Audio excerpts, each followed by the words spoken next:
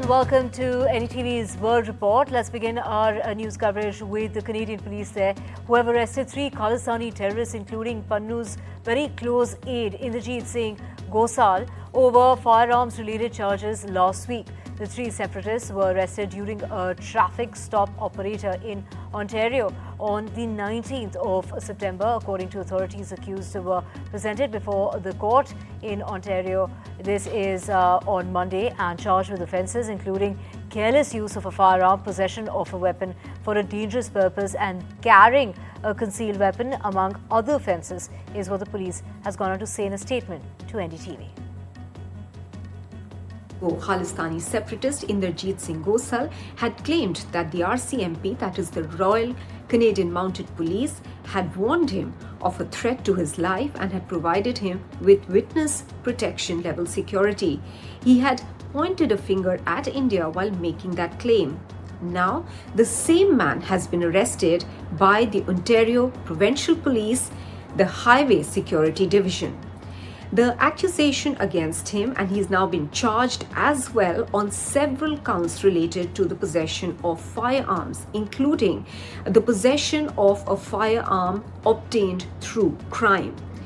The Ontario Province Police made the statement on Wednesday, giving no further details but only revealing that 3 people had been charged and arrested in this matter and that their bail hearing has taken place.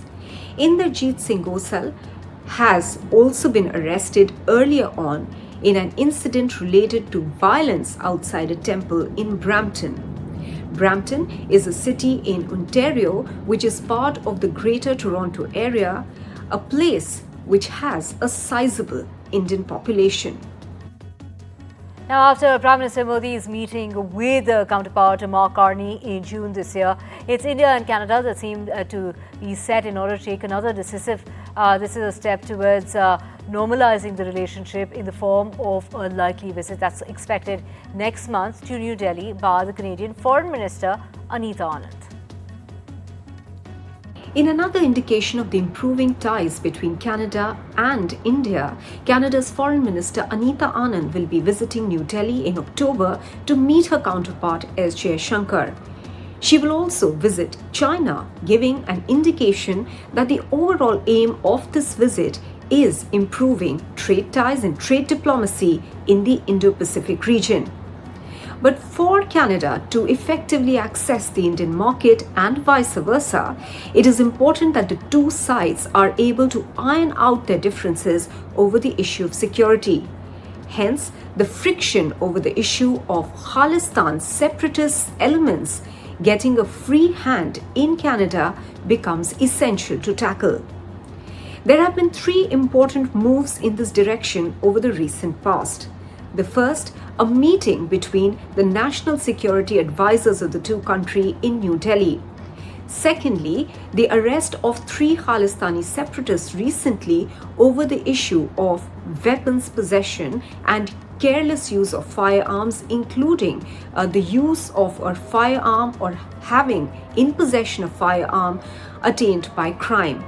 And this included the arrest of Inderjeet Singh Gosal, a Khalistani separatist here in Canada.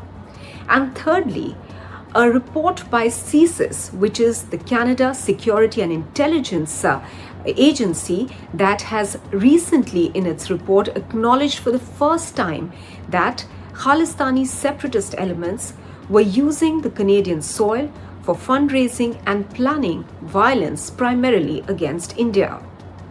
On the other hand, in another move, the Canadian and the Indian side have restored their senior-most diplomats in each other's country, which means that the Indian High Commissioner to Ottawa is now very much in Canada and today officially took charge, that is on Wednesday, took charge officially by presenting his credentials along with 5 other diplomats.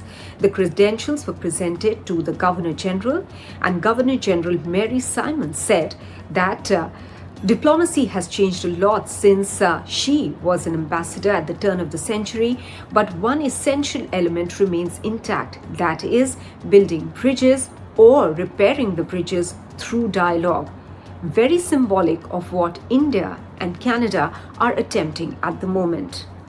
In Vancouver, this is Maha Siddiqui for NDTV.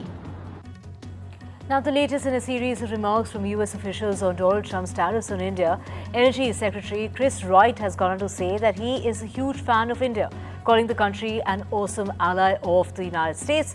However, he also said that India is buying Russian oil. While responding to a journalist's questions during that press briefing, Wright went on to say, "I'm a huge fan of India, it's an awesome ally of America, but it is also buying oil from Russia. We want to end the Ukraine war, and I also believe," that's what he said, and I'm quoting, "that he believes that India also wants that. America wants nothing more than to expand energy trade with India." Well, he also went on to state that the US is looking forward to more energy trade with India. However, he has raised concerns that India is caught up in the middle of another issue, hinting at New Delhi's Russian oil purchase, over which President Donald Trump imposed that additional 25% tariff as penalty. Here's his reaction. Russia trying to find peace in Ukraine is a sticky thing, and we are both within the cabinet in the United States and with our allies trying to find the most creative ways to get this war to end.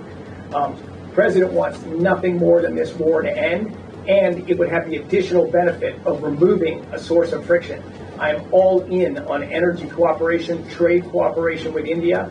I think there's a bright future there, but somehow we got to figure out how to work together to put the maximum pressure to bring the war to an end.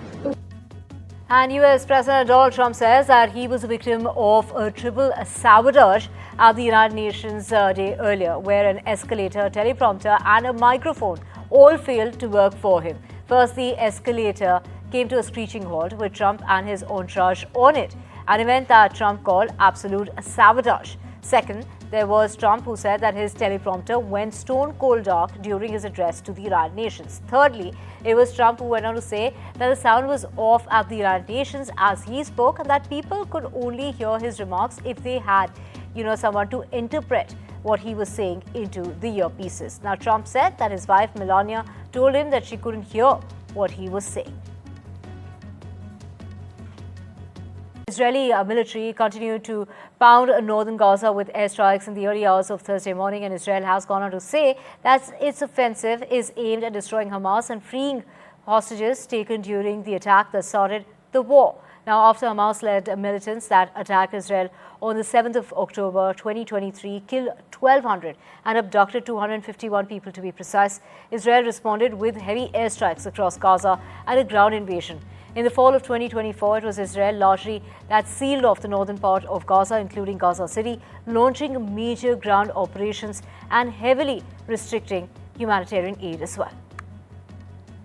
In other news, India has carried out the successful launch of intermediate range Agni Prime missile from a rail-based mobile launcher system.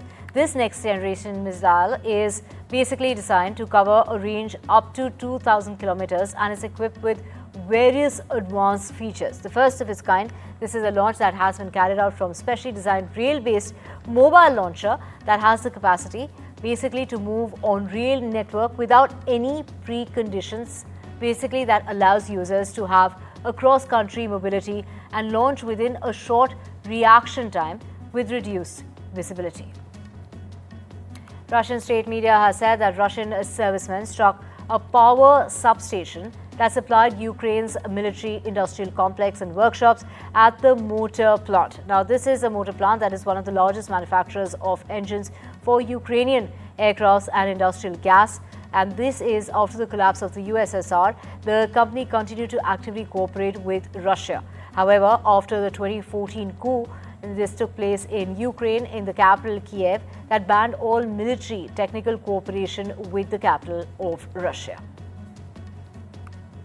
And now let's talk about India-Russia that forge a future. As far they really are forging into the future in space with giant 3D printer, India and Russia are joining forces in the advanced 3D printing for space and nuclear applications. A massive electron beam, this is a 3D printer that showcased in Moscow, will soon be arriving here in India. It prints and takes out titanium parts, including rocket engine components, marking a new chapter in Indo-Russian collaboration. And with that, we're slipping into a short break. Largest electronic beam 3D printer in Russia. Very soon, similar one will also be shipped to India. Let's walk inside. Here you see it's an electronic beam printer. It uses titanium or other wires for printing using an electronic beam. And parts like this can be made from this using 3D printing. It not just does 3D printing, it also does welding. India and Russia are partnering on this 3D printing technology, and Rosatom additive technologies is an integral part of that. Here you see there are several parts which have been made. Interestingly, this is a part of a rocket engine, and very soon this will be shipped to India. The Indian Space Research Organization is partnering very heavily in this 3D printing technology. Russia is a master of 3D printing technology, and now India and Russia will together do 3D printing. Titanium wires and products like this made in Russia and also made in India. India and Russia are old friends, and this will help forge and weld the partnership even more. With camera person Gauri Prasad inside the Rosatom Additive Technology Center, and very soon this machine will also be there in India. In Moscow, Pallav Bagla for NDTV.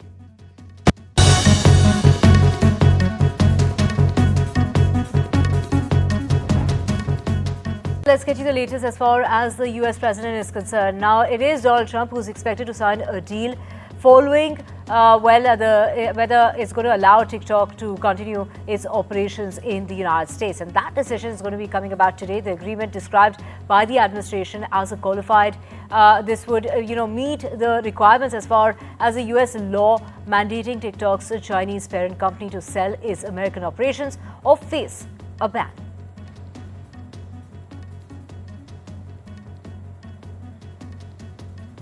And let's just also get you more news coming about. And this is in regard to India versus West Indies, a test squad that is out. And we have Ajit Agarkar announcing that the Indian squad, that Shubman Gill will be leading the way, with Jadeja will be the vice captain. The IPL will find this is going to be a radical shift as far as the Indian Test team is concerned. And we have Dhruv as well as, we also have others who are going to be in the match as well, which are, we have Dhruv basically who will be the wicket keeper. So those are the announcements that have come about at the moment.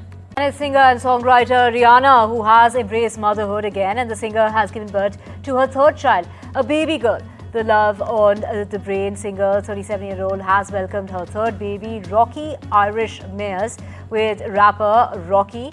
And of course, the People magazine has gone on ahead and shared the news on Instagram as well, posting the first few pictures of her little one. The baby was born on the 13th of September this year, but the news of the baby's birth was shared by Rihanna on her Instagram just today. Rihanna could be seen holding the baby, who was wearing a pink onesie. She also included a photo of her with pink gloves, which had ribbons lacing them up the top.